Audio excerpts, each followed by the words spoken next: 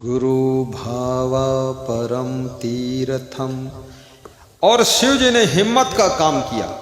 कबीर के लेवल में कबीर बहुत हिम्मती संत है, कबीर बहुत खतरनाक संत है। कबीर का नाम सुन के ढोंगी, पाखंडी, आडम्बरी मैदान छोड़कर भागते हैं।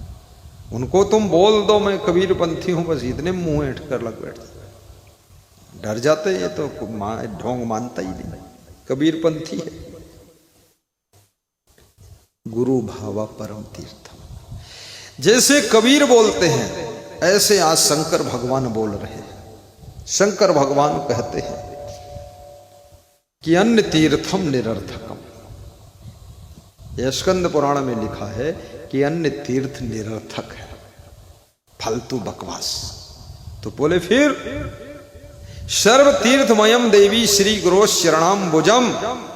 जिस गुरु के चरण कमल रूपी चरण है, ऐसे कमल रूपी गुरु के चरणों का ध्यान लगाने से सब तीर्थों में स्नान करने की अपेक्षा अधिक फल प्राप्त होता है। इसलिए तीर्थों में जा पाओ या न जा पाओ, सबसे अच्छा है गुरु की भक्ति के तीर्थ में स्नान करो। घर बैठे ऐसी मरी मराई तालियां जो बज रही है, इज्जत का भी सवाल है। नाम है गांव का सिर सोई, और यहां सिर नहीं वो पैर सोई बना दिया। सिर सोई को रसोई बना दिया। थोड़ा दमदारी ताली बजाओ, कितने डरे हुए लोग। मैं थोड़े बोल रहा हूं, ना तुम बोल रहे, तो शिव जी बोल रहे हो, पार्वती सुन रही, उनका लफड़ा वो जाने। हम थोड़े कोई की निंदा कर रहे हैं। जब भगवान लोग भिड़े हैं तो भिड़ने दो भगवान को। हाँ, ये तो भगवान का मामला है। और जिसको पूछना जांचना है, जाओ शंकर भगवान के पास।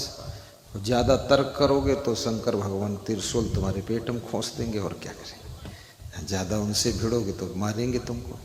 एक सांप डाल दे तुम्हारे ऊपर, जाओ नोची तुम्हें। बिच्छू भी डाल दे। भगवान ये कैसे कि विचित्र। शंकर भगवान जैसा कोई भगवान नहीं। ना पैंट पहिरत, ना चला लंगोटी पहिरत, बाघंबर लपेटते हैं और कान में कुंडल पहिरते, कमाल है।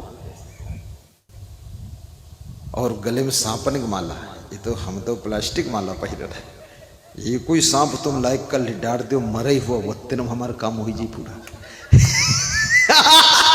शंकर भगवान की बात तो मैं करता हूं, पर शंकर भगवान की मैं कोई नकल नहीं कर सकता हूं। शंकर भगवान धतूरा खाते हैं। तुम एक धतूरा खा के देख लियो, गांव भर में पागल बन के घूमे। हाँ, और भगवान के भक्तों मजेदार है। भगत सब सेव संतरा खाते हैं, भगवान धतूरा खवाओ थे। भगवानों मजेदार है। कहा थे धत तेरी धतूरा लाया है, चल भागे भूत की लंगोटी भली, धतूरो तो कोई देवैया नहीं। तो भगवान धतूरो ले लेते जी का। भगवान शंकर के वाहन बैल, और उनके लड़का जौन रहे हुई गणेश जी, वही बहुत सिद्ध हुआ है। उनका वाहन चूहा। और गणेश इतने तगड़े मोटे। एक आदमी पूछत रहे गणेश के पेट का है निकला, तो दूसरा आदमी बैठ रहे लड्डू ढेर खाइन तो पेट निकलेगा। तो कहीं यू चूहा इतना वजन ला दी पाई निकाह। कहीं उस समय कर चूहा जबरदस्त होते रहे। इतने के चूहा थोड़े हैं आजकल का, तो आदमी चूहा है। हाँ, चूहा तना कमजोर है, झुके झुके चलत है। अब उस समय के चूहा जंडैल चूहा रहे, तो गणेश भगवान ने चूहा को वाहन बनाया। और पार्वती का वाहन क्या था जानत है? अरे वही बैल बैठ लेती रहे, कोई अलग थोड़ी ले जाए। तो ये इसलिए बैल वाहन बना, तो नंदी की पूजा भी होती है, वाहन की पूजा है। और गणेश की पूजा जहां होती वहां उनके चूहे की भी पूजा होती है। चूहे पर भी दया रखना। एक भगत कह रहा था कि गणेश की पूजा करता हूं, लेकिन गणेश का जो वाहन है, ये हमारे खेत में धान गेहूं सब खाए जाते हैं, बुरिया नोच डालते हैं। तो गणेश जी का अपन वाहन भाई कंट्रोल में रखे चाहिए, नहीं हमका मारे के पड़ जाता तो बड़ा दुख होता कि इनके वाहन को मार देना। तो हमने कहा वाहन कुछ खाई न तो वाहन ही न मर जाइए, तुमको तो खाई दो। तुम्हारी कमाई में चिड़ियों का भी हिस्सा है, कीड़े मकोड़ों का भी हिस्सा है, पशु पंछियों का भी हिस्सा है। किसान को भगवान कहा गया है, ग्राम का देवता कहा गया है, इसलिए किसान कमाता है, उसमें बहुत कीड़े मकोड़े मर भी जाते हैं, लेकिन किसान को पाप इसलिए नहीं लगता है कि किसान की कमाई में सृष्टि का हर प्राणी जिंदा रहता है, इसलिए किसान को बहुत पुण्य मिलता है। बोलिए सदगुरु भगवान जोर से ताली बजाओ। की जय। अब जोश आने वाला है। अभी तक तो ट्रेन धीरे धीरे चल रहा है, अब इंजन गरमान है। हाँ, अभी तो म्याऊं म्याऊं म्याऊं हो रहा है, अब थोड़ा चेतना जागृत हुई है। आइए, तो गुरु भावा परम तीर्थम, गुरु भक्ति श्रेष्ठ तीर्थ, अन्य तीर्थम निरर्थकम। शिव जी कहते हैं, हे पार्वती, अन्य तीर्थ व्यर्थ है, निरर्थक है।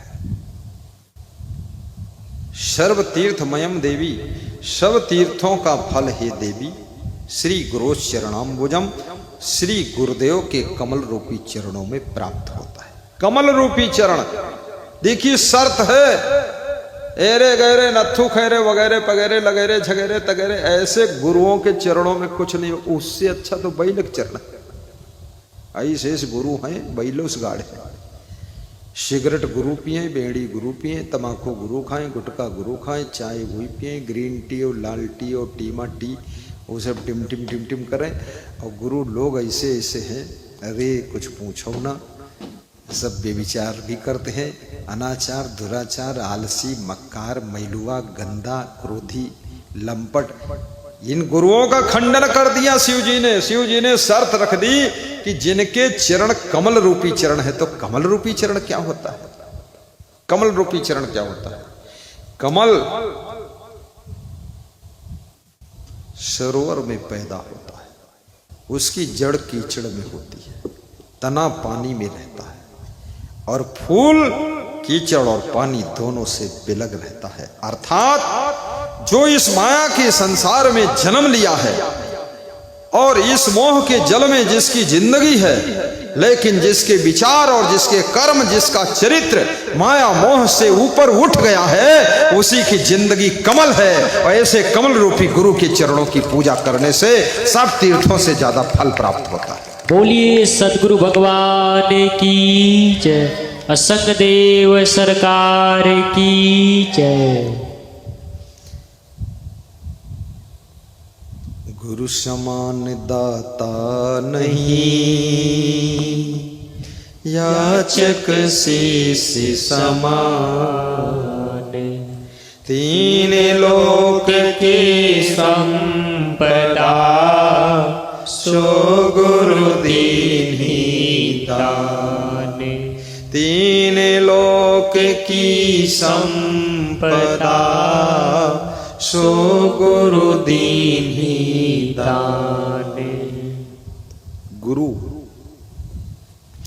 गो कहिए अंधकार को, रो कहिए प्रकाश, मिटे अज्ञान ज्ञान दे, गुरु नाम है तास। मिटे अज्ञान ज्ञान दे, गुरु नाम है तास। चंदन सबको लगाइए, कर्तव्य यही है तो, तिलक थाल में दक्षिणा, डारे भक्त है मोर। तिलक की थाल सबके सामने आ रही है, ये धर्म का तिलक है, प्रेम से लगवाइए। और अपने घर पर भी सुबह तिलक लगाया करो स्नान के बाद, देखिए इससे मन बदलेगा आपका।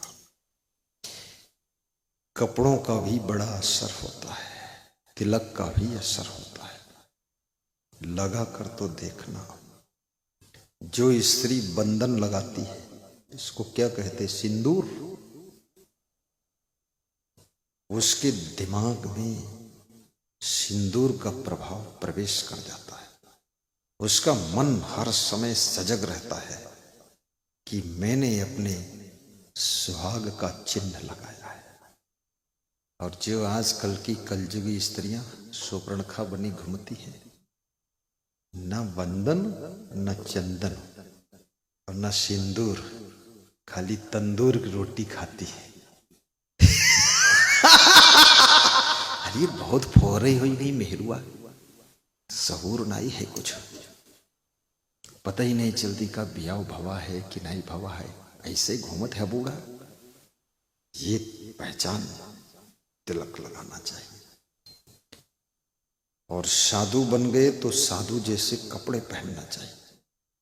कुछ लोग कहते हैं केवल कपड़ा पहनने से थोड़े कुछ होते, तो कपड़ा पहने से कुछ नहीं होते तो का नंगे घुमैया हो तो कपड़ा पहने से कुछ नहीं हो तो पैंट पहने बैठे हो तो पैंटो तो कपड़े हैं।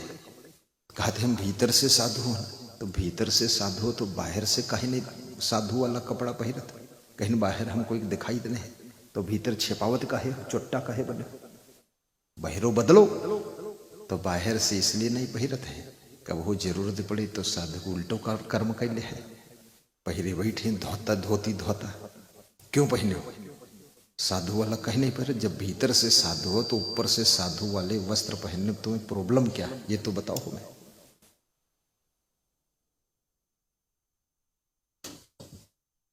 और दो ही रास्ता है, गृहस्थ और संत। गृहस्थ की वेशभूषा है धोती कुर्ता कमीज बुशर्ट पैंट अंडरवियर, ये आपकी वेशभूषा है। लेडीजों की वेशभूषा है साड़ी सलवार कुर्ता लहंगा घंघरा, ये सब इनकी वेशभूषा है, ब्लाउज। और साधु की वेशभूषा जो हम लोग पहरे हैं यह है दाढ़ी जटा मुंडन पगड़ी और ये सब अचला लंगोटी और साफी गांती बंडी और एक और होता है कुछ अल्फी अल्फी अल्फा, तो ये हम सब संतों की वेशभूषा। हमका कोई 100 लाख रुपया दे कहे पैंट पहरो, हम बिल्कुल का पहर नहीं सकते। क्यों पहने पैंट, पैंट क्यों पहने, अपनी अपनी वेशभूषा पहनो।